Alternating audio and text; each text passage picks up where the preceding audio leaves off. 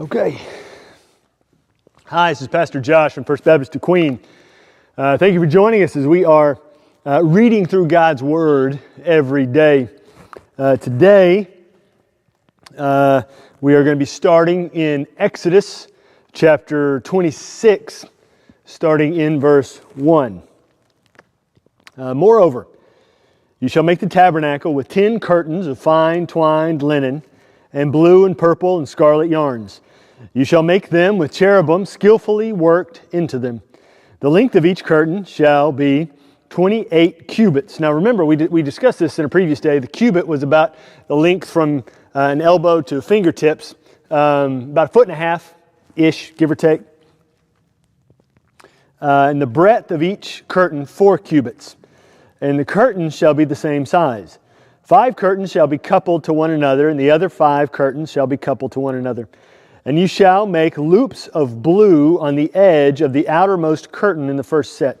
Likewise, you shall make loops on the edge of the outermost curtain of the second set. 50 loops you shall make on one curtain, and 50 loops you shall make on the edge of the curtain that is in the second set. The loops shall be opposite one another, and you shall make 50 clasps of gold, and couple the curtains one to the other with the clasps, so that the tabernacle may be a single whole. You shall also make curtains of goat's hair for a tent over the tabernacle. 11 curtains shall you make. The length of each curtain shall be 30 cubits, and the breadth of each curtain 4 cubits. The 11 curtains shall be the same size. You shall couple 5 curtains by themselves and 6 curtains by themselves, and the 6th curtain you shall double over at the front of the tent.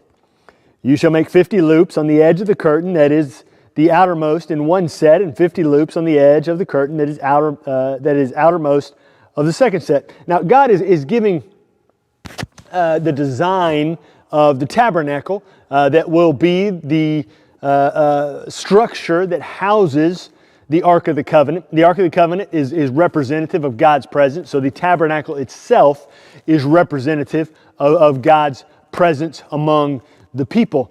And so he's telling Moses how this structure is supposed to be designed so that the people can look to this thing and be reminded of God's presence among them. Verse 11.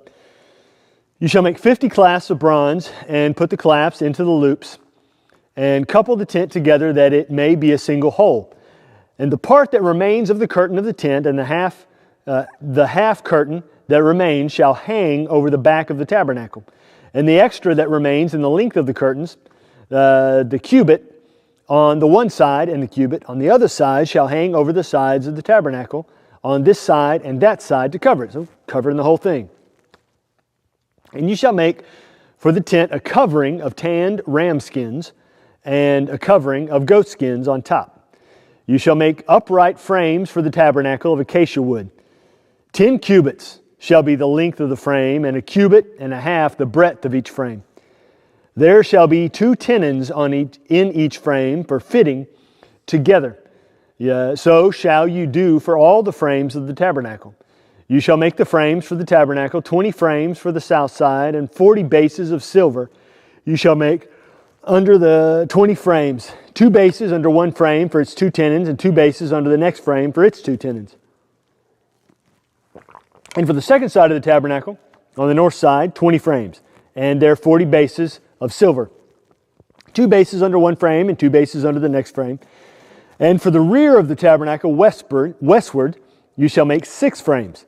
And you shall make 2 frames for corners of the tabernacle in the rear. They shall be separate beneath, but joined at the top, at the first ring. Thus shall it be with both of them. They shall form the 2 corners, and there shall be 8 frames, with their bases of silver, 16 bases, 2 bases under one frame, and 2 bases under another frame.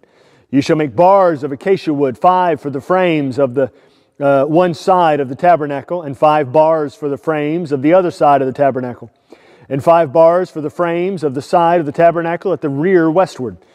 The middle bar, halfway up the frames, shall run from end to end.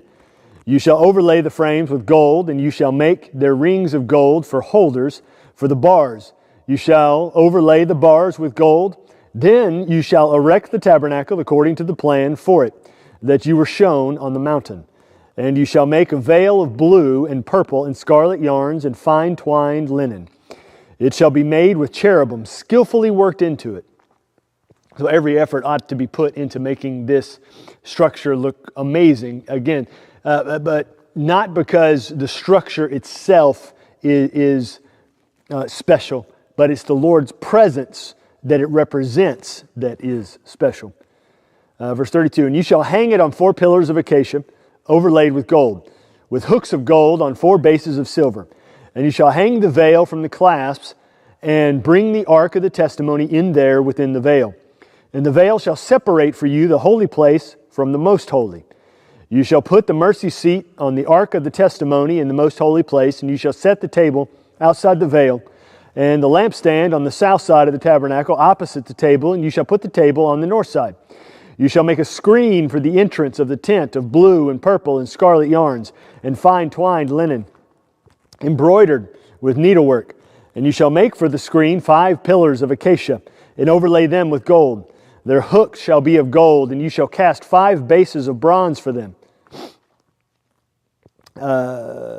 Wait, I lost my place. 5 of bronze. There it is. For chapter 27. You shall make the altar of acacia wood, 5 cubits long and 5 cubits broad. So 7.5 feet by 7.5 feet. The altar shall be square, and its height shall be 3 cubits. So 4.5 feet tall, 7.5 by 7.5. This is a big altar. And you shall make horns for it on its 4 corners. Its horns shall be of one piece with it, and you shall overlay it with bronze. You shall make pots for it to receive its ashes, and shovels, and basins, and forks, and fire pans. You shall make all its utensils of bronze. You shall also make for it a grating, a network of bronze, and on the net you shall make 4 bronze rings at its 4 corners. And you shall set it under the ledge of the altar, so that the net extends halfway down the altar. And you shall make poles for the altar, poles of acacia wood, and overlay them with bronze. And the poles shall be put through the rings, so that the poles are on the 2 sides of the altar when it is carried. You shall make it hollow with boards, as it has been shown you on the mountain, so it shall be made. So poles, again, similar to the Ark of the Covenant. This thing's supposed to be carried around, not put on a cart, not put on the back of an animal. The poles are supposed to go through the rings, and then it's supposed to be carried from place to place. Verse 9. You shall make the court of the tabernacle on the south side of the court shall have hangings of fine twined linen, 100 cubits long for one side. I mean, it's massive, 100 cubits, so that's 150 feet long. It's 20 pillars, and their 20 bases shall be of bronze, and the hooks of the pillars and their fillets shall be of silver. And likewise, for its length on the north side, there shall be hangings 100 cubits long, its pillars 20, and their bases 20, of bronze. But the hooks of the pillars and their fillets shall be silver. So you got bronze everywhere, silver everywhere, gold everywhere. And for the breadth of the court on the west side, there shall be hangings of 50 cubits, with 10 pillars and 10 bases. The breadth of the court on the front to the east shall be 50 cubits, 75 feet. So half half the length of the sides, because they're 150 feet. So these, the front and the back, are 75. The hangings on the one side of the gate shall be 15 cubits, and their 3 pillars, with their 3 pillars and 3 bases. On the other side, the hanging shall be 15 cubits, and the 3 pillars and 3 bases. For the gate of the court there shall be a screen 20 cubits long, of blue and purple and scarlet yarns and fine twined linen, embroidered with needlework. It shall have 4 pillars, and with them 4 bases. All the pillars around the court shall be filleted with silver. Their hooks shall be of silver, and their bases of bronze. The length of the court shall be 100 cubits, the breadth 50, and the height 5 cubits, with hangings of fine twined linen and bases of bronze. All the utensils of the tabernacle for every use, and its peg, and all its pegs, and all the pegs of the court shall be of bronze. You shall command the people of Israel that they bring to you pure beaten olive oil for the light, that a lamp may regularly be set up to burn. In the tent of meeting, outside the veil that is before the testimony, Aaron and his sons shall tend it from evening to morning before the Lord. It shall be a statute forever to be observed throughout their generations by the people of Israel. So this light will burn all through the night. And he says that's supposed to happen for all time. Never is it supposed to go out during the night. Let's go over to Matthew chapter 25. Jesus talking, verse 1. Then the kingdom of heaven will be like 10 virgins who took their lamps and went to meet the bridegroom. 5 of them were foolish and 5 were wise. For when the foolish took their lamps, they took no oil with them, but the wise took flasks of oil with their lamps. As the bridegroom was delayed, they all became drowsy and slept. But at midnight there was a cry, "Here is the bridegroom, come out to meet him." Then all those virgins rose and trimmed their lamps. And the foolish said to the wise, "Give us some of your oil, for our lamps are going out." But the wise answered, saying, "Since there will not be enough for us and for you, go rather to the dealers and buy for yourselves."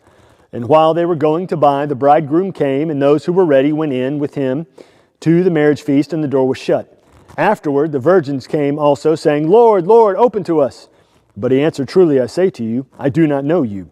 Watch therefore, for you know neither the day nor the hour." So the end will come when we don't expect it. It's just going to happen at some point. Nobody's going to know when. It's just going to arrive. You can guess when, but guessing doesn't mean anything. It's just going to happen. Verse 14. For it will be like a man going on a journey, who called his servants and entrusted to them his property. To one he gave 5 talents, to another 2, to another 1, to each according to his ability. Then he went away. He who had received the 5 talents went at once and traded with them, and he made 5 talents more. Verse 17. So also he who had the 2 talents made 2 talents more. But he who had received the 1 talent went and dug in the ground and hid his master's money. Now after a long time the master of those servants came and settled accounts with them. And he who had received the 5 talents came forward, bringing 5 talents more, saying, "Master, you delivered to me 5 talents. Here I have made 5 talents more." His master said to him, "Well done, good and faithful servant. You have been faithful over little. I will set you over much. Enter into the joy of your master." And also he who had the 2 talents came forward, saying, "Master, you delivered to me 2 talents. Here I have made 2 talents more." His master said to him, "Well done, good and faithful servant. You have been faithful over a little. I will set you over much. Enter into the joy of your master." So we're seeing great generosity and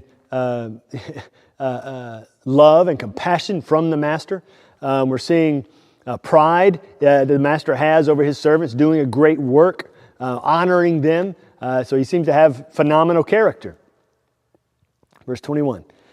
He also who had received the 1 talent came forward, saying, "Master, I knew you to be a hard man, reaping where you did not sow and gathering where you scattered no seed. So I was afraid, and I went and hid your talent in the ground. Here you have what is yours." So he says to the master, I know you are hard, you're difficult. But everything we know about the master and how he has treated his servants thus far doesn't show us anything about him being difficult, him being hard, him being mean, him being difficult, problematic in how he treats those around him. If anything, the opposite. So somewhere along the line, the servant has either been fed a lie or has come to believe a lie about the nature and character of the master. Verse 26. But his master answered him, "You wicked and slothful servant." So he's lazy. He didn't want to do the work. "You knew that I reap where I had not sown, for I have not sown, and gather where I scatter no seed." So the master is asking this question about the lie that the servant had believed. "Then you ought to have invested my money with the bankers, and at my coming I should have received what was my own with interest." He says, so if you really believed the lie, you would have at least put it in the bank. You say, but that's not really what this is about, because he calls him wicked and lazy, wicked and slothful. "So take the talent from him and give it to him who has 10 talents. For to everyone who has, will more be given, and he will have an abundance. But from the one who has not, even what he has will be taken away. And cast the worthless servant into the outer darkness. In that place, there will be weeping and gnashing of teeth. Use what God has given you towards His purposes, or it will be taken away and given to somebody else to be used as He intends it to be used. Let's go to Psalm 31. To the choir master, a Psalm of David, verse 1. In you, O Lord, do I take refuge. Let me never be put to shame. In your righteousness, deliver me. Incline your ear to me, rescue me speedily. Be a rock of refuge for me, a strong fortress to save me. For you are my rock and my fortress, and for your name's sake you lead me and guide me. You take me out of the net they have hidden for me, for you are my refuge. Into your hand I commit my spirit. You have redeemed me, O Lord, faithful God. So all these enemies are out to get me, but God, you protect me, you rescue me, you pull me out from the mess. I hate those who pay regard to worthless idols, but I trust in the Lord. I will rejoice and be glad in your steadfast love, because you have seen my affliction. You have known the distress of my soul, and you have not delivered me into the hand of my enemy. You have set my feet in a broad place. You take care of me, you provide for me, you protect me. So I turn to you. I will rejoice and be glad because of everything you have done for me. Over in Proverbs chapter 8, starting in verse 1. Does not wisdom call? Does not understanding raise her voice? On the heights beside the way, at the crossroads she takes her stand. Beside the gates in front of the town, at the entrance of the portals she cries aloud. To you, O men, I call, and my cry is to the children of man. O simple ones, learn prudence. O fools, learn sense. Hear, for I will speak noble things, and from my lips will come what is right, for my mouth will utter truth. Wickedness is an abomination to my lips. All the words of my mouth are righteous. There is nothing twisted or crooked in them. They are all straight to him who understands, and right to those who find knowledge. Take my instruction instead of silver, and knowledge rather than choice gold. For wisdom is better than jewels, and all that you may desire cannot compare with her. If you follow the wisdom of the Lord, you will find the right way to go. And wicked actions, wicked thoughts, wicked words will flee from your hands, from your mind, from your mouth, because you're following the way of the Lord. So thank you for joining us here as we are reading through God's Word every day. I hope you'll join us again tomorrow as we continue. And if you've missed any of the daily readings of God's Word, they are all on our YouTube channel, First Baptist Church DeQueen. You can find on a little tab there that says podcasts. Under that is the daily Bible readings. You can check it out there and see all of them listed from the beginning all the way to now. So I hope to catch you tomorrow